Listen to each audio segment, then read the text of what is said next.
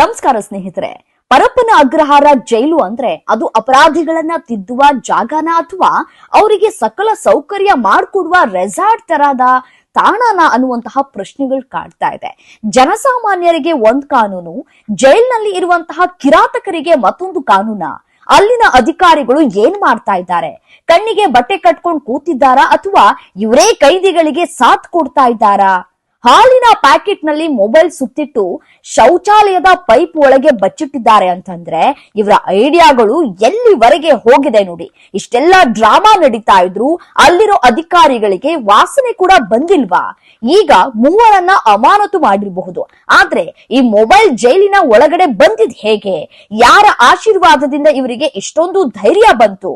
ಜೈಲಿನ ಭದ್ರತೆ ಅನ್ನೋದು ಕೇವಲ ಹೆಸರಿಗಷ್ಟೇ ಇದೆಯಾ ಅನ್ನೋ ಸಂಶಯ ಈಗ ಕಾಡ್ತಾ ಇದೆ. ಬೆಂಗಳೂರಿನ ಪರಪ್ಪನ ಅಗ್ರಹಾರ ಕೇಂದ್ರ ಕಾರಾಗೃಹ ಈಗ ಮತ್ತೆ ಸುದ್ದಿಯಲ್ಲಿದೆ. ಮೊನ್ನೆಯಷ್ಟೇ ಕೈದಿಗಳು ಜೈಲಿನ ಒಳಗಡೆನೆ ಮೊಬೈಲ್ ಬಳಸಿ ವಿಡಿಯೋ ಕಾಲ್ ಮಾಡ್ತಾ ಇರೋ ವಿಡಿಯೋಗಳು ವೈರಲ್ ಆಗಿದ್ವು.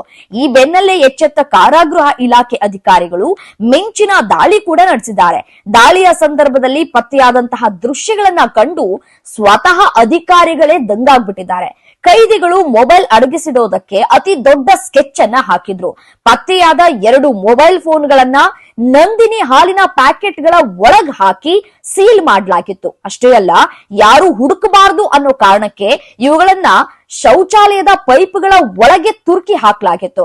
ಘಟನೆಯ ತೀವ್ರತೆಯನ್ನ ಪರಿಗಣಿಸಿರುವಂತಹ ಸರ್ಕಾರ ಕರ್ತವ್ಯ ಲೋಪದ ಹಿನ್ನೆಲೆ ಒಬ್ಬ ಜೈಲರ್, ಸಹಾಯಕ ಜೈಲರ್ ಮತ್ತು ಒಬ್ಬ ವಾರ್ಡನ್ ಸೇರಿದಂತೆ ಒಟ್ಟು 3 ಅಧಿಕಾರಿಗಳನ್ನ ತಕ್ಷಣವೇ ಅಮಾನತುಗೊಳಿಸಿ ಆದೇಶವನ್ನ ಹೊರಡಿಸಿದೆ.